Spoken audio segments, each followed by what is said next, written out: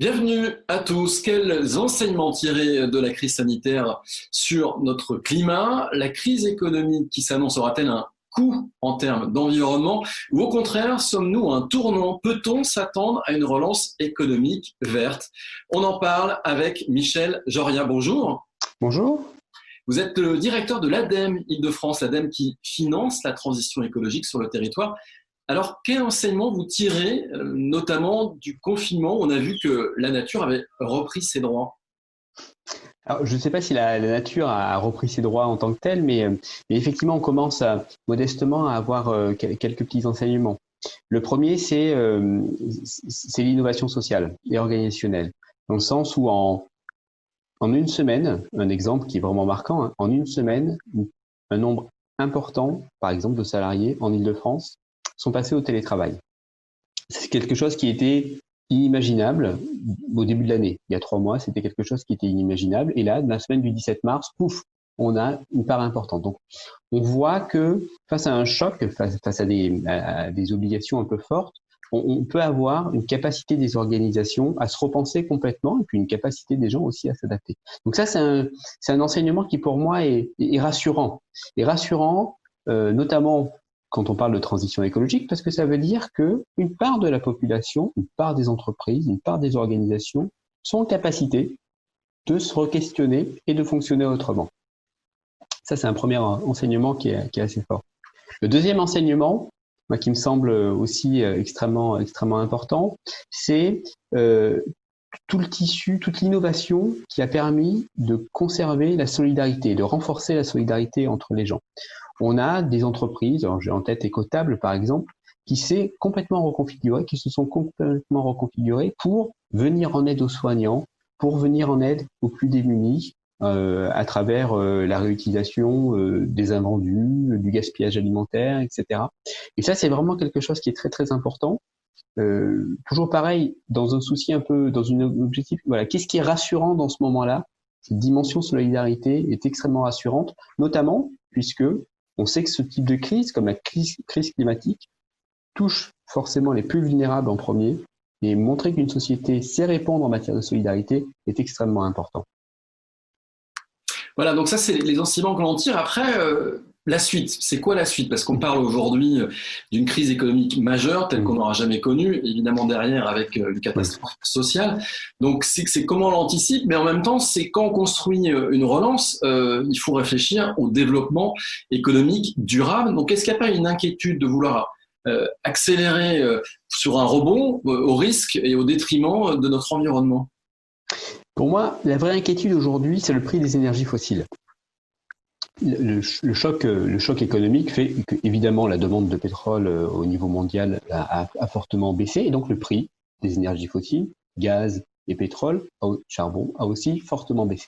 Donc là, il y a un vrai risque qu'au moment de la reprise, j'allais presque dire presque naturellement, puisque c'est moins cher, tous les acteurs se positionnent sur les énergies fossiles. Donc, et ça serait très compliqué pour nous mettre dans la trajectoire de lutte contre le changement climatique pour limiter la hausse à 2 degrés. Donc ça, pour moi, c'est une vraie inquiétude.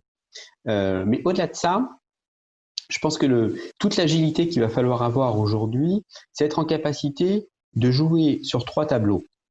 Premier tableau, le court terme. Il faut absolument que l'on sécurise et que l'on sauvegarde le tissu d'acteurs à court terme, donc entreprises, associations, finances des collectivités, qui vont permettre de continuer à sortir et à porter des projets de transition écologique. Ça, c'est extrêmement important, parce qu'en fait, un plan de relance, si vous injectez beaucoup d'argent dans la transition écologique, il faut qu'en face, vous ayez des acteurs qui sont en capacité de les porter. Donc, vu qu'on est dans un moment où le plan de relance est en train de se construire, un acteur comme l'ADEME, à court terme aujourd'hui, il met tout en œuvre à son échelle pour sécuriser ces acteurs de court terme. Ça, c'est un point qui est extrêmement important.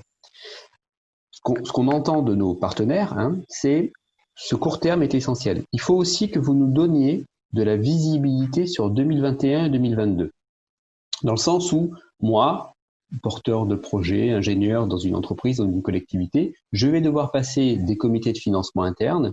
Et si je sais qu'un acteur comme l'ADEME, mais aussi d'autres financeurs, le Conseil régional, la Banque des territoires, la Banque publique d'investissement, qui financent la transition écologique en Île-de-France, ont des dispositifs qui existent sur 2021-2022, ça veut dire que quand je vais devoir défendre des projets en interne, je vais avoir plus de propositions, plus de possibilités de faire financer ces projets parce que je vais envoyer un signal qui est je peux récupérer des prêts garantis, des subventions qui vont aider à contribuer au financement de ce projet.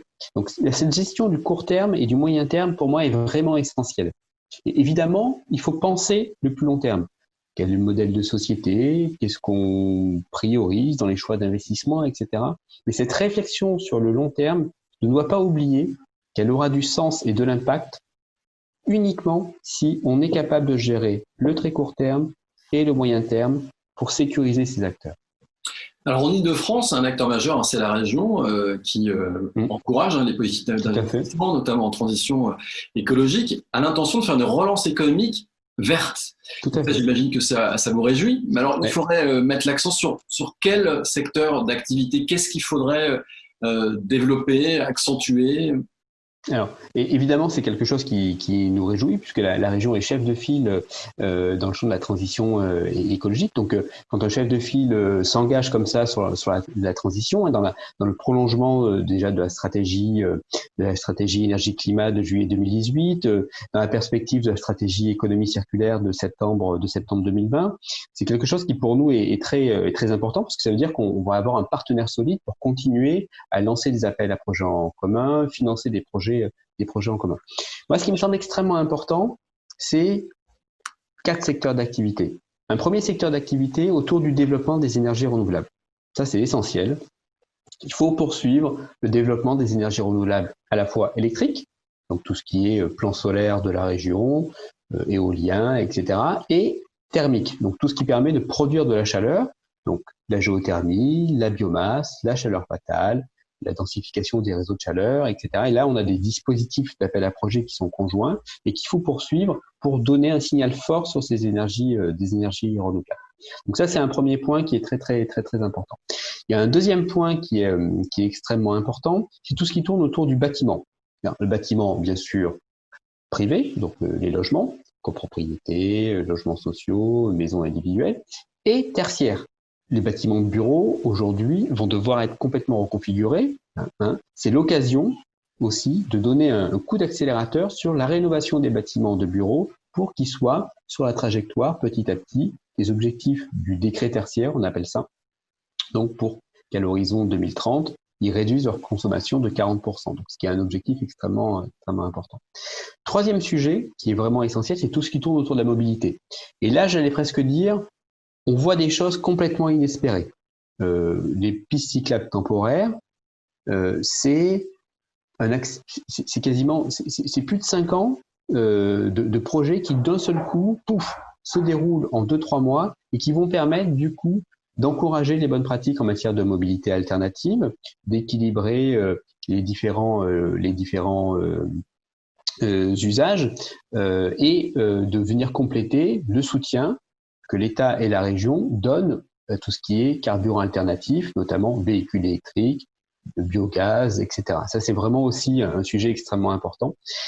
Et le quatrième sujet, c'est un sujet qui est plus, j'allais presque dire, qui est plus naissant, plus nouveau, mais que la crise a vraiment mis en première ligne, c'est tout ce qui tourne autour de l'alimentation.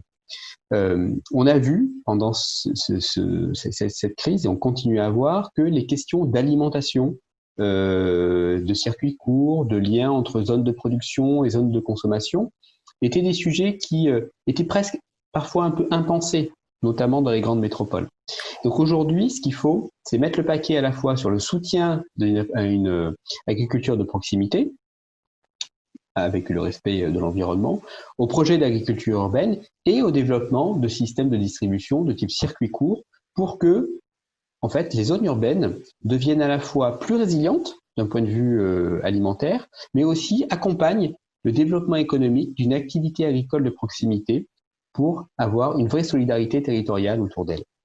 Pour moi, ça, c'est les 4 sujets qui sont essentiels. Voilà, donc ces 4 sujets. Et ces 4 sujets, en fait, ça nous permet aussi de repenser aussi notre espace, notre aménagement, parce que quand vous parlez de circuits courts, quand vous parlez de développement de projets, notamment dans le bâtiment ou encore sur la transition écologique par l'énergie, c'est des emplois évidemment sur place. Donc c'est aussi un sujet stratégique d'importance. Alors c'est un sujet d'importance. Dans la capacité de planification, d'aménagement, effectivement, si on veut rapprocher l'agriculture des zones urbaines, si on veut faire des projets d'agriculture urbaine, si on veut développer des pistes cyclables, il faut que ce soit pensé dans les schémas d'aménagement. Et très tôt, sinon on se retrouve dans des situations où on est verrouillé. Bon. Donc ça, c'est un point qui est extrêmement important, et notamment dans la compétence aménagement des collectivités territoriales, de la région, etc. Ça, c'est quelque chose qui doit vraiment être ancré et être très, très soutenu. En termes de retombées économiques et notamment de création d'emplois, alors effectivement, ce sont des secteurs d'activité dont on parle souvent de secteurs dits non délocalisables.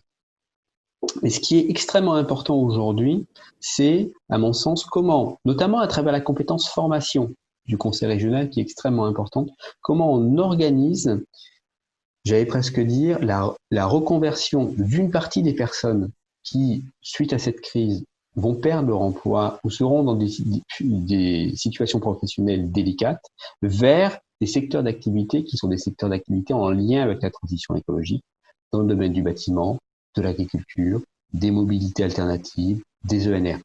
Cette gestion de la formation continue et de l'accompagnement d'une partie des salariés vers ces nouveaux métiers, pour moi, est un enjeu essentiel de cette sortie de crise. C'est vraiment, j'allais presque dire, il faut se servir de ce moment-là pour faire du judo sur la structure professionnelle et la structure des compétences en France pour accompagner, j'allais presque dire, la part des personnes qui vont être en difficulté vers ces secteurs d'activité. C'est essentiel. Donc en conclusion, avant de nous quitter, vous estimez qu'on a un tournant actuellement. C'est vrai qu'on est dans des époques un peu folles où on court constamment, on réfléchit pas trop à demain. Et là, c'est l'occasion de changer peut-être de direction, en tout cas d'infléchir. On est à un tournant parce que, et là tous les rapports internationaux le disent, si on veut atteindre la neutralité carbone, que ce soit au niveau français, au niveau européen, au niveau mondial, dans 30 ans, donc en 2050, c'est très court, 30 ans. En 2050, il faut qu'à partir de 2020, donc maintenant, on engage une réduction progressive dans un pays comme la France de nos émissions de gaz à effet de serre de 6% par an. Donc 6% par an, c'est important. C'est 3 fois plus vite qu'aujourd'hui. Okay. Donc si on veut multiplier par 3 la réduction annuelle des émissions de gaz à effet de serre, il y a une occasion, il faut se saisir de cette occasion pour, du coup, investir massivement vers les secteurs d'activité qui vont permettre, du coup, de développer des activités neutres en carbone, plus respectueuses de l'environnement, et donc de se mettre progressivement vers cette trajectoire-là. Si on le fait en 2025, si on le fait en 2030, ça sera trop tard et l'effort sera encore plus important et donc plus difficile. Merci beaucoup Michel Jorien. Merci et ravi de vous retrouver. Très bien, je rappelle que vous êtes le directeur de l'ADEME Île-de-France. Merci d'avoir été avec nous, merci à vous de nous avoir suivis. On se retrouve très vite avec un nouvel invité sur Bien Grand Paris.